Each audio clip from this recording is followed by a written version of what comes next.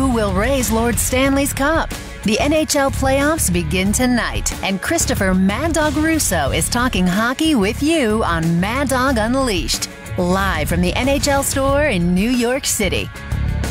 What a show. Hockey night, hockey day here on 6th Avenue at the NHL store. Playoffs begin tonight. There are 3 rounds. Obviously, the rest tomorrow. Away we go now. Really very open-ended. Who knows who can get home? Here's Eddie Olczyk. Boy, a pleasure to have him back behind a microphone. Let's get some thoughts. Eddie O, how are you today, pal? Okay?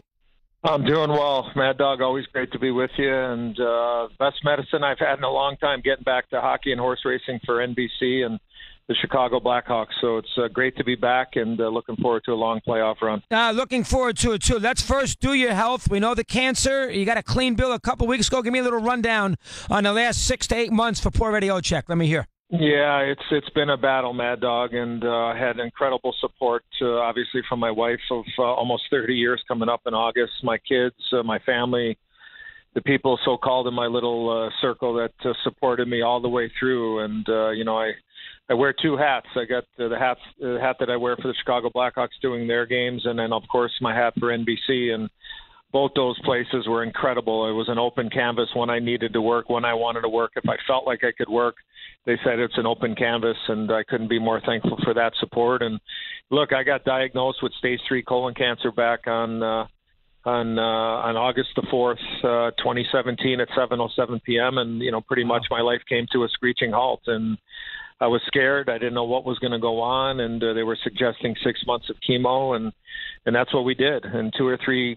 treatments in, there were times when I wanted to bail. The side effects were brutal, and my wife just grabbed me and said, "Look, fight for me, fight for our kids, fight for the people that love you, and we're going to get through this." And that's exactly what happened. And without the support of a lot of people, the National Hockey League included, the commissioner always checked in on me, and lots of teams and lots of management people, and we did it. And back on March the 14th at 5:07 p.m., my oncologist called and said I was cancer-free. And my mission through this whole battle, Mad Dog, has been I want to try to help one person either deal with it, stay away from it, make sure that they go see their doctors when they're supposed to, and if they're not feeling well, it's okay to say something, because for 2 days back in late July, I couldn't go to the bathroom. And next thing you know, 4 days later, I'm having a 6-hour surgery removing a tumor that was the size of my fist and had 14 inches of my colon removed. So I'm just so thankful.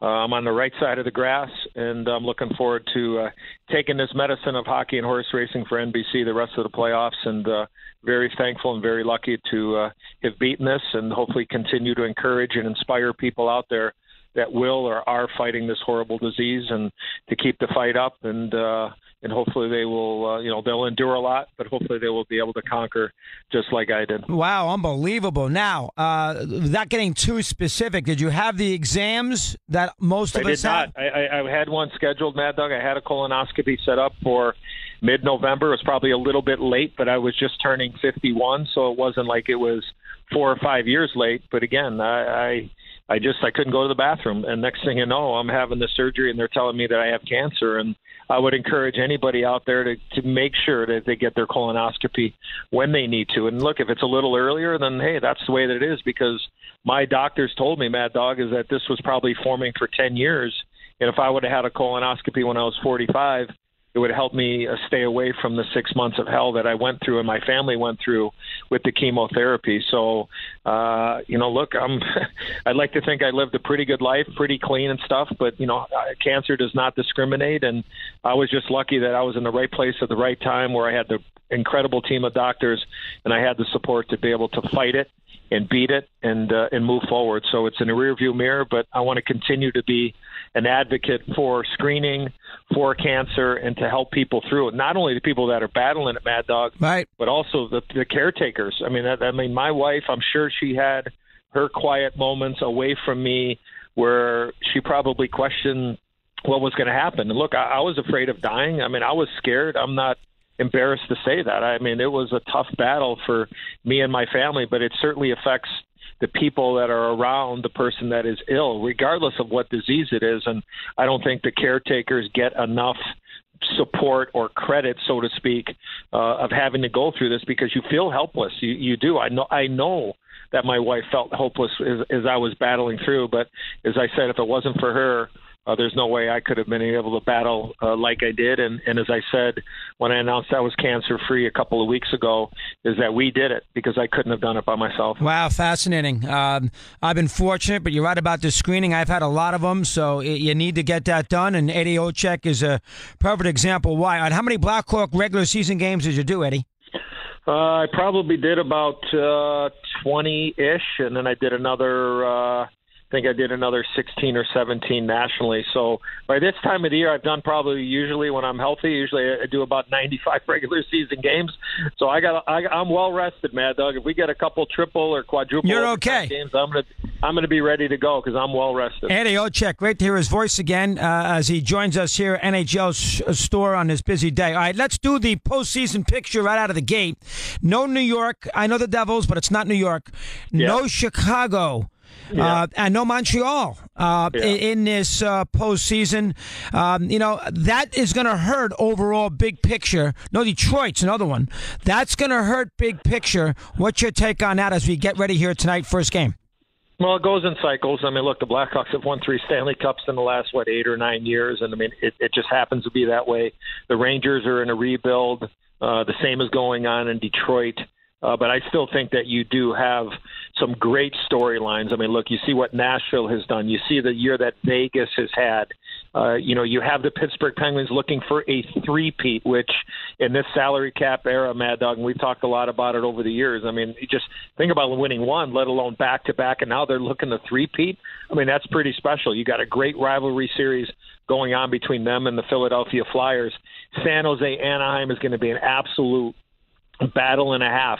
Those two teams, if it goes 7 games, which I think it has the ability to do, it's going to feel like 9 or 10 games. How are they going to react, whoever wins that series moving forward? So I think there are a lot of great storylines. We got some, and obviously, I mean, when you start with Sidney Crosby and you go from there, but you got some incredible young players that are getting the opportunity to play in these playoffs. A guy like Nathan McKinnon in Colorado, who's a superstar that maybe people don't talk a lot about. So, yeah, maybe Chicago and New York, they're out.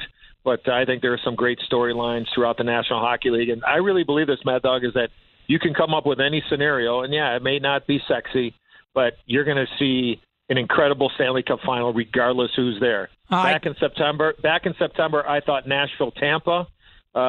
They had both had incredible regular seasons. So if you're a chalk player or a favorite player, you certainly lean towards those two teams.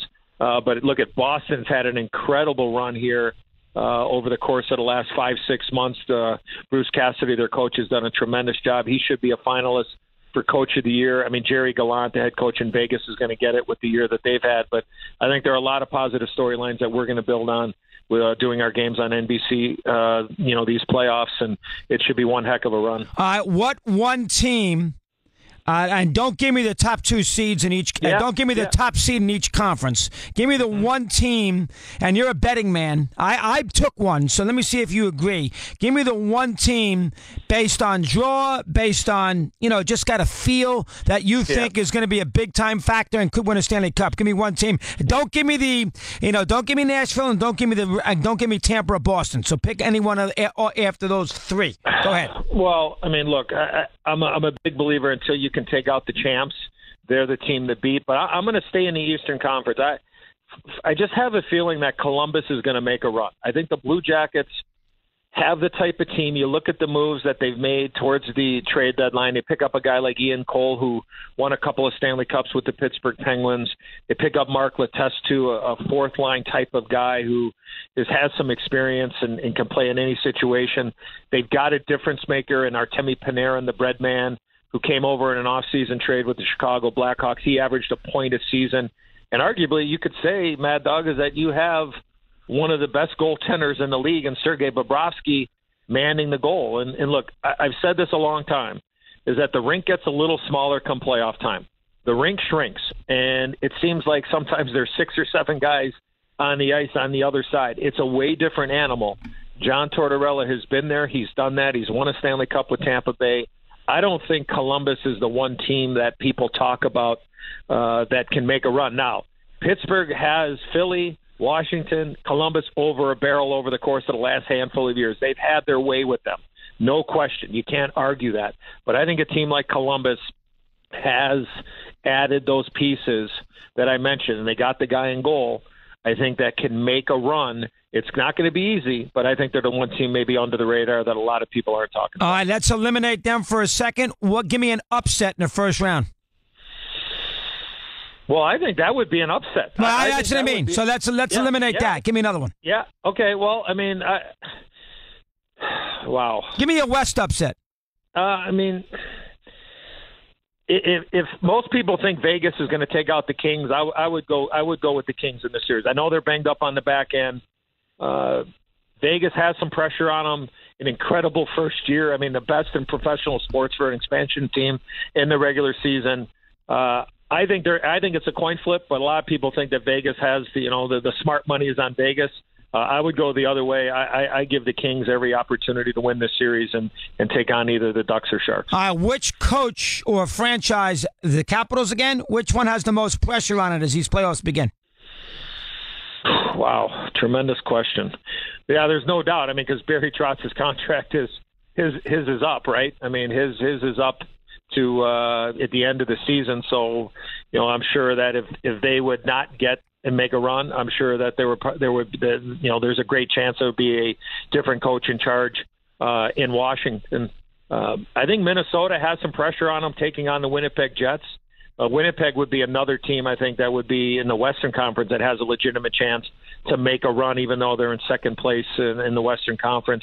But I think Minnesota has to make a run. I think they have to upset Winnipeg, where there could be changes.